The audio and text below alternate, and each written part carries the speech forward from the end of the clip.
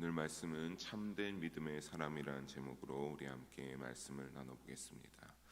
우리는 예수님이 살아계실 당시에 사역하는 그 모습을 보고 예수님의 제자들을 생각한다, 예수님을 따르던 사람들을 생각한다라고 할 때, 특히나 그 제자라는 단어에 치우쳐서 생각한다라고 하면 우리는 12제자를 흔히 생각하게 됩니다. 그렇지만 당시에 예수님의 제자라 여기면서 예수님이 살아계실 당시 사역하며 이곳저곳 옮기는 그 가운데 따라다니는 사람들은 더 많았습니다. 그리고 그들은 뭐라고 고백했다라고 하는 것입니까? 자기가 예수님을 따라다니면서 내가 예수님의 제자다라고 고백했다라고 하는 겁니다. 그리고 그 많은 사람들에게 예수님은 오늘 읽은 본문 전에 6장을 잘 살펴보면서 뭐라고 그들에게 알려주시고 복음을 전하고 하셨습니까? 너희가 하늘에서 내려온 참된 생명의 떡을 먹어야 된다라고 하셨습니다. 그러면서 어떻게 하셨습니까? 그것이 바로 나이니까 나를 받아들이고 나의 살을 먹고 피를 마시는 자가 예수님과 연합하여 영원한 생명의 영생의 때를 누리게 된다라고 그들에게 가르쳤습니다. 이 비유적인 표현을 통하여서 참된 진리에서 나오는 복음을 그 따르는 제자들이라 칭하는 그들에게 예수님께서 복음을 전하고 가르치셨던 겁니다. 사랑하는 영일 성도 여러분, 여러분의 믿음의 삶 속에서, 여러분의 신앙 속에서 예수님의 살과 피를 받아들여 참된 믿음을 가지고 언제나 하나님 만날 그 영생을 향하여서 가시길 주님의 이름으로 부탁드립니다. 그러나 그들은 60절에 보면 어떻게 합니까? 예수님의 그러한 가르침을 다 듣고 나서 그들은 두 가지 반응을 보입니다. 첫째로 무엇입니까? 이 말씀은 어렵도다. 말씀이 너무 어렵다고 하는 겁니다. 다 들었긴 했으나 표현 그대로 그들은 어떻게 했기에 내용을 다 이해하지 못하고 마음 가운데 받아들이기가 걸림돌이 있다라고 하는 겁니다. 그리고 둘째로 무엇입니까? 과연 이 말씀을 누가 들을 수 있느냐라고 하는 겁니다. 제자되란다는 사람들이, 예수님을 따라간다라고 하는 사람들이 예수님의 복음을 듣고 이 말씀을 도대체 누가 들을 수 있는가라고 하는 겁니다. 특히 여기서 듣는다라고 할 때 단순히 우리의 귀로 듣는다는 청취만을 말하는 것이 아니라 여기서의 듣는다는 것은 여러분 들음으로 순종한다라고 하는 것도 내포하고 있습니다. 즉 예수님께서는 이 복음을 전하면서 어떠길 원하신 겁니까? 너희가 이를 듣고 이 말씀에 순종하여 너희가 이렇게 살아갔으면 좋겠다라고 생각했다라고 하는 거죠. 하지만 이들 마음에 예수님의 말씀은 못마땅하였습니다. 61절에 그래서 전능하신 예수님께서는 무엇을 알고 계십니까? 61절에 보면 예수께서 스스로 제자들이 이 말씀에 대하여 수군거리는 줄 아시고 라고 나옵니다. 여러분, 이 수군거리는 줄 아시고라는 이 표현, 특히나 수군거린다라고 하는 것은 우리가 이전에도 많이 나누었지만 그들의 마음을 이미 다 알고 계심으로써 이 수군거린다는 것은 전에 말씀드렸듯이 애굽에서 나와 광야를 지나고 있던 이스라엘 백성들이 하나님 앞에서 무엇이 못마땅할 때, 목이 마를 때, 고기를 먹고 싶은데 고기가 없을 때마다 그들이 불평과 불만할 때마다 이 수군거리는 모습을 보였습니다. 고기를 주질 않는다고 하면서 또 이것이 과할 때는 어떻게 했습니까? 모세에게 대들고 모세에게 따지고 왜 우리를 그냥 애굽에 놔두지 왜 애굽에서 데리고 나왔느냐라고 수군거리며 불평과 불만을 표할 때마다 이 수군거린다는 표현을, 즉 불평과 불만으로 죄를 범할 때 보인 모습이라고 했습니다. 그런데 이 모습이 어떠한 겁니까? 지금 예수님이 앞에 계신 예수님을 두고 이 이적과 오병이의 기적 많은 것을 본 제자들이라고 자신을 정하고 따르던 이들이 그 예수님 앞에서 이제는 어떻게 하는 겁니까? 수군거리며 불평과 불만을 나타내고 있다라고 하는 모습입니다. 그러면서 예수님께서는 이들에게 뭐라고 합니까? 그렇다면 이 말이 너희에게 걸림이 되느냐라고 질문합니다. 너희의 믿음이 그 말로 인하여, 내가 너희에게 가르친 그 복음으로 인하여 너희의 믿음이 흔들어 놓는 것이 되느냐라고 하는 것입니다. 이에 더해서 예수님께서는 그들에게 다시 또 질문을 던지십니다. 우리 62절을 함께 읽어보겠습니다. 그러면 너희는 인자가 이제 아멘. 예수님이 다시 하늘로 돌아가는 것을 보면 그렇다면 너희는 그때에는 어떻게 하겠느냐라고 하십니다. 그때에서야 그렇다면 너희가 혹시 여전히 지금과 다르게 믿음을 가지고 나를 잘 믿을 수 있겠느냐라고 하는 겁니다. 이는 장차 또한 어떤 겁니까? 예수님께서 이 땅의 사역을 마치고서 승천하실 것도 암시하고 있는 것입니다. 이어서 63절에 중요한 말씀을 하십니다. 우리 63절도 함께 읽어보겠습니다. 살리는 것은 영이니 육은 무익하니라. 내가 너희에게 이른 말은 영이요 생명이라. 아멘. 영이 살리는 것이고 육은 무익하다고 말씀하십니다. 영은 영적인 것으로 예수님을 믿는 믿음의 행위를 의미하고, 육적인 것은 예수가 그리스도이심을 부인하는 불신앙적 행위를 의미합니다. 즉 참 생명을 주지 못하는 육은 무익하다고밖에 말할 수 없는 것입니다.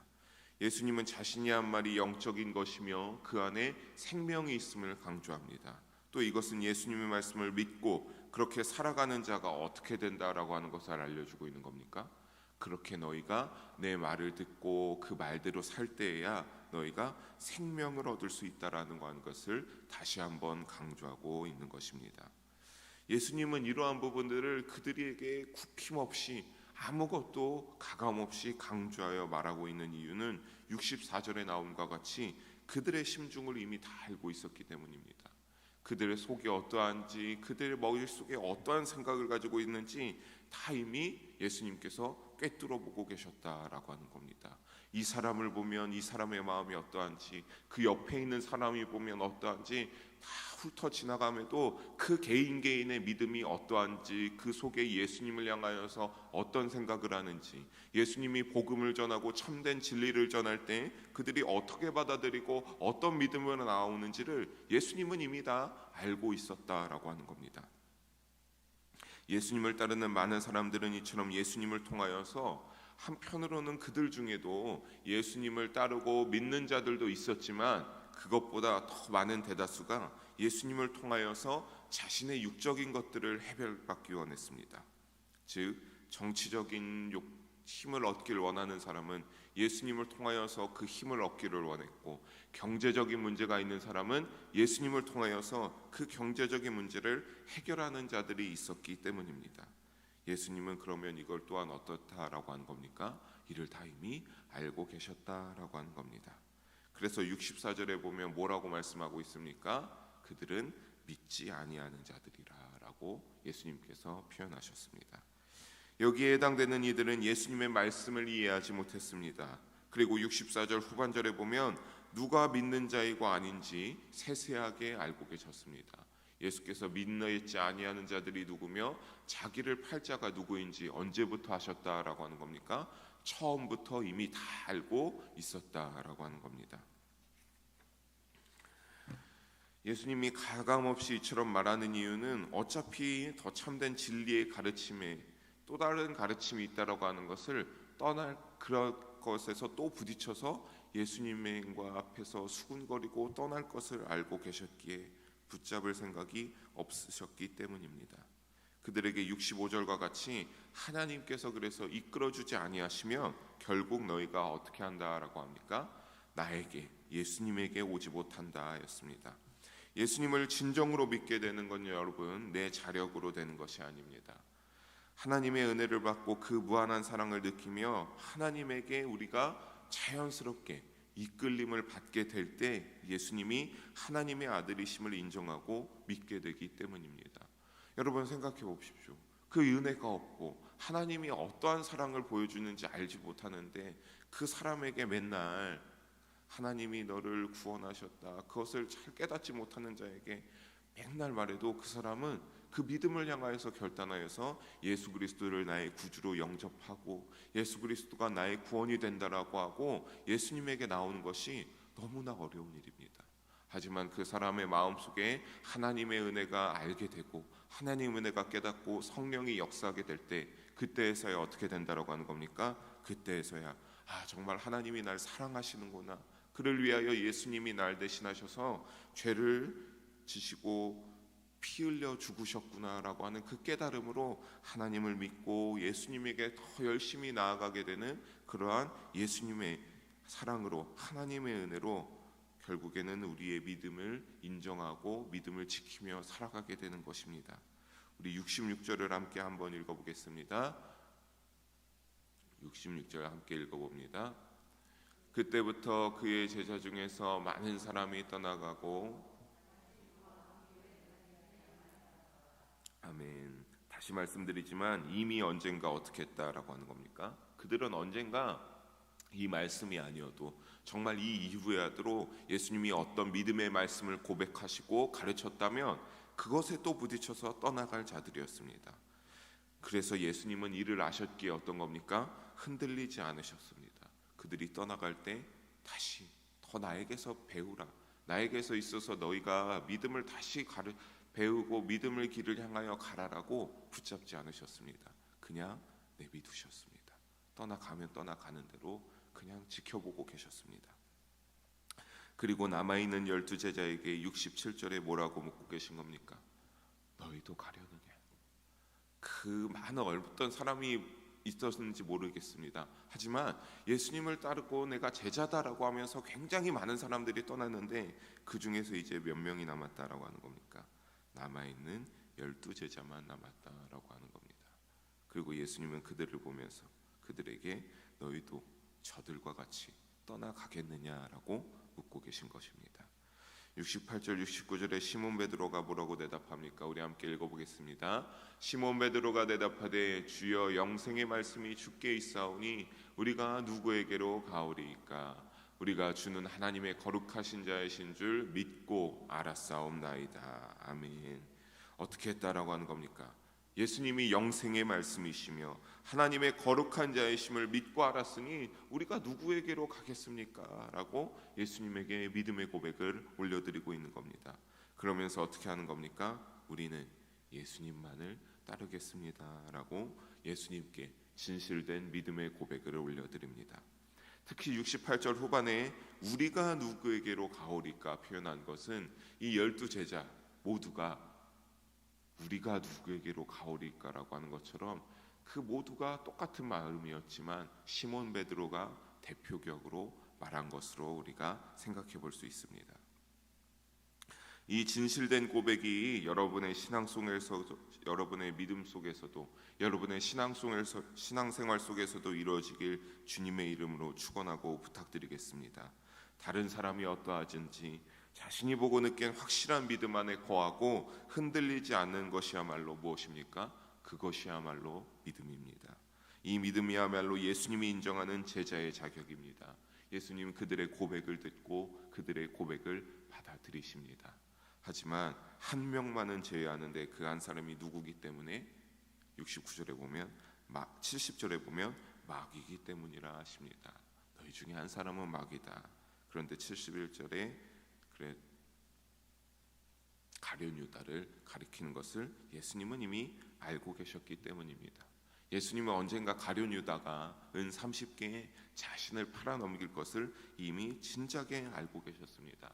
하지만 여러분, 예수님이 그를 배척하셨습니까? 이 날 팔아넘길 자라서 그들을 빨리 자신의 제자 가운데서 쳐냈습니까?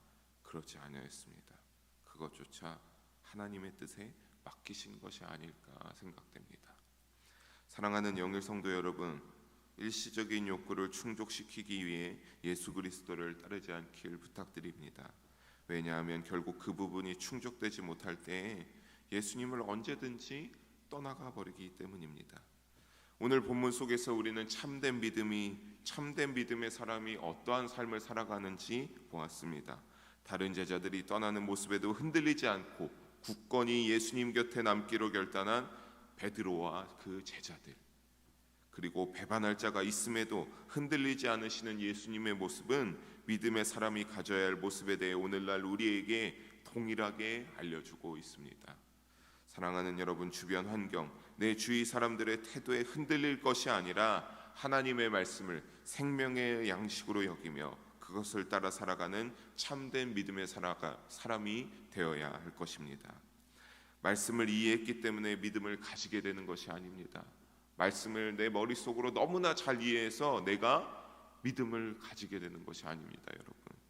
참된 믿음을 가지고 있기에 하나님의 말씀을 믿음의 눈으로 바라보게 되고 내 믿음을 다하여서 전심을 다하여서 그 말씀을 지키기 위하여서 내 삶의 자리에서 치열하게 믿음의 삶을 살아가는 것이지, 내 머리가 잘나서 내가 똑똑해서 그 말씀을 정확하게 이해해서 하나님을 향하게 그렇게 살아가는 것이 아닙니다. 믿음을 가지게 되는 것이 아닙니다. 그 말씀을 한 절 한 절, 성경의 말씀을 한 절 한 절 읽을 때마다 하나님의 말씀이라 여기고 내가 내 믿음을 이렇게 살아가야겠다라고 생각하는 그것이 참된 믿음이요, 믿음의 눈으로 하나님의 말씀을 하나님이 원하시는 대로 기쁘게 바라보고 읽게 되는 것입니다. 다시 부탁드리기를, 세상적 이기심과 자신들의 필요에 따라 하나님의 말씀을 대하고 예수님을 따르며 믿는다고 하지 않는 우리 사랑하는 영일 성도님이 되시길 바랍니다. 그것은 결국 눈명 소경같이 되어 믿음에서 언젠가 오늘 이들과 같이 떠나게 될 뿐입니다.